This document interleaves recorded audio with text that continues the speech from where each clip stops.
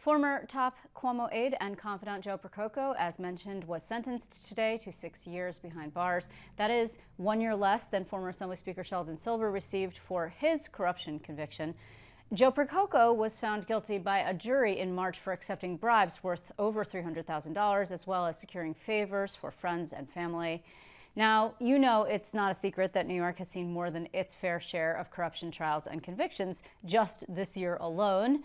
Many candidates who are now running for office this November have campaigned on anti-corruption platforms, promising to clean up Albany. However, reforms approved to date have clearly not deterred bad behavior.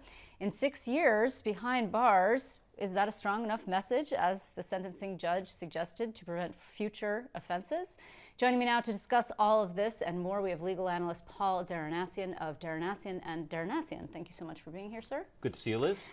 So, were you surprised by the length of time? I mean, obviously, Joe Percoco's attorneys wanted less. The feds wanted 5 years or more. It appeared that they got what they wanted. The judge said, you know, she wasn't buying the sort of contrition that Mr. Percoco expressed in court and also in writing. It could have been longer.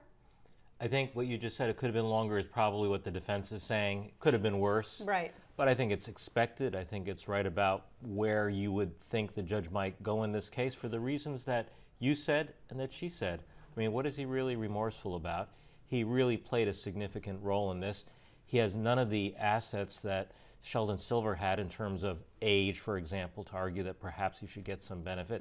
He had very little going for him, actually. So he should say, yeah, it could have been worse, but it's a heavy sentence. Well, a couple of things. First of all, the kind of time he'll do, I mean, this is white-collar crime, so it'll be a federal penitentiary, correct? It'll be a prison camp unless there's something in his past that shows he's violent. I have no reason to believe that. So he's likely to go to a federal prison camp. Despite what people think, it's not a holiday. Right. It's just not as bad as a penitentiary where you have more restrictions. Well, and you lose your freedom. I mean, the bottom line is that you are not free and you come out a felon. And that makes your life difficult going forward. And for defendants like him, you also don't make money. Remember, people like him have the opportunity to make lots of money. That is their background. So there's a financial component to this, that you're not making an income during that time period. Talk to me a little bit about the financial piece. The judge left that for a later date. We actually were sort of seeing reports about whether or not he would be able to keep some of these ill-gotten gains, because the argument that his attorneys are making is that his wife, Lisa, did in fact work, though it was a low-show job. Some of this was actually pay that she received. Now, why she received it, because CPV wanted to influence a decision by the Cuomo administration, is a different argument altogether. But it doesn't seem like the judge would be predisposed to allow him to keep any of this money. That's an uphill battle for him to try to keep that money for his wife, given the conviction, given the circumstances of the job. But she left it open. Fine, let me hear more from both sides on this, which I think shows that she doesn't want to give it due consideration. Well, and also maybe the argument would be, and you already noted, he's not going to have any earning power while he is behind bars. He had financial difficulty. That came out in sort of the trial and the reporting leading up to the trial, which is part of the reason why he engaged in this behavior. They were living beyond their means in a very pricey house in Westchester County, et cetera. And so would it be taken into consideration that his wife and family would be left without a breadwinner for a period of time? I think that's a backdrop to any financial sanction that's imposed on a defendant. And remember, he also has substantial legal fees, but the beginning of his problems was a financial problem. Right. He was in the hole, so to speak, in his personal finances. And also this whole question of, you know, he wrote this mea culpa, you know, he can't sleep at night, he lies awake, and he feels remorse, and he's brought shame. He didn't mention the governor, but the governor, as we've discussed this evening and we've discussed many times before, they were very, very close. He was close to the Cuomo family, the late former governor Mario Cuomo. He worked for him, etc. Did those letters ever work? And all of these personal letters that people write on behalf of the defendant, have you seen that work in the past? I get asked that all the time. Oh, do you? Okay, good. by clients as well as the public, and I think it's expected. If you don't have that, it may work against you. So I don't know that it helps, but I think it's expected that people are going to say nice things about you, and you'll have some letters. To the extent that you can point out something truly unique, something where you gave of yourself, where you've donated time, something of value, sometimes that has an impact. By and large, the type of letters you saw in his case are pretty standard variety letters, just as the letter that he sent to the judge. I was surprised not to see more from him or a more honest letter saying, I'm not guilty, here's what I feel badly about, because it opens up to what happened today. Well, what are you feeling sorry about? Did you do something wrong or not? And that's the challenge that a defendant has and his lawyer. So let's talk about this. Judge has done her time when it comes to corruption cases. And this is the sentencing judge, the judge who sat in the Silver trial, as I noted. He was tried twice.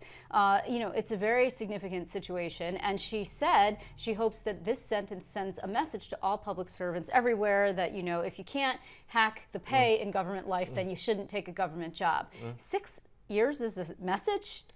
And I don't think any sentence sends a message. I think that's one of the biggest myths about the legal system, is that a case will send a message to change the system, particularly in the criminal area.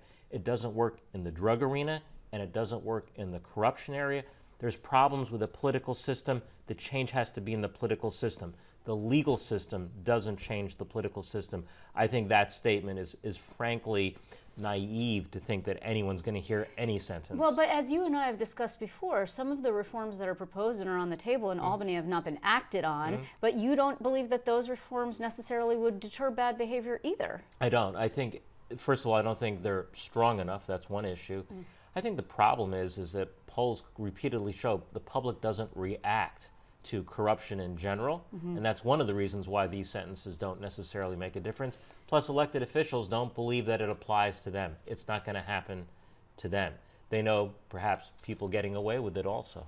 Well, and what this really does, though, is sort of set a precedent and set the backdrop against which future sentencings will be held. And for example, Elan Caballeros, we're expecting that. We know that Sheldon Silver, this judge, has rejected an effort for him to sort of stave off the inevitable. He's actually going to turn himself in the beginning of October. He has to start serving his sentence. So we would expect nothing less than this going forward, but the charges aren't necessarily commensurate. Well, I think most of the defendants will view this as the ceiling for punishment.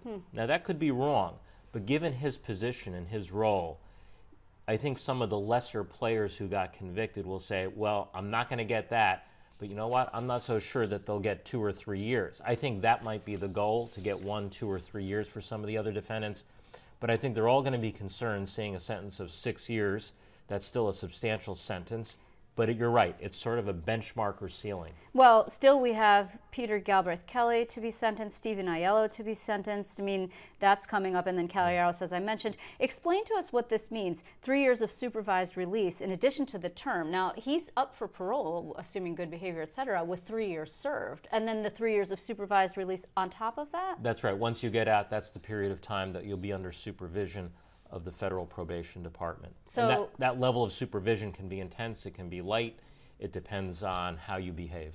And the parole, but you become eligible after 3 years, is that right? I don't believe it would be that soon, because you basically get about 2 months off a year. So after about 6 years, I could see about 1 year getting off. Now, there may be some other benefits he gets, maybe a little less than that. I would be very surprised if he got out after 3 years. Were you surprised? There was a lot of editorializing, that's my word, from the bench by the judge. I mean, we spoke about how she was sort of looked askance at this claim that, like, I'm sorry, et cetera, you're sorry because you got caught. But also she said the defense's suggestion that Percoco wasn't a public official because he wasn't elected, she called it unmitigated poppycock. I mean, I remember back in the day when U.S. Attorney Preet was admonished for sort of making too many statements, anti-Albany statements in the court of public opinion, really. But judges, it's okay for judges to do that? Yes, at sentencing. And that's the difference. When the U.S. Attorney says that at a press conference, when the indictment is announced, when there has been no trial, that's the problem. And I think that's what several judges actually responded to, was those press conferences when the indictment was announced. That polluted the well. That's unfair, that's improper. Had the U.S. Supreme Court not changed the honest services definition, do you think that this sentencing would be different?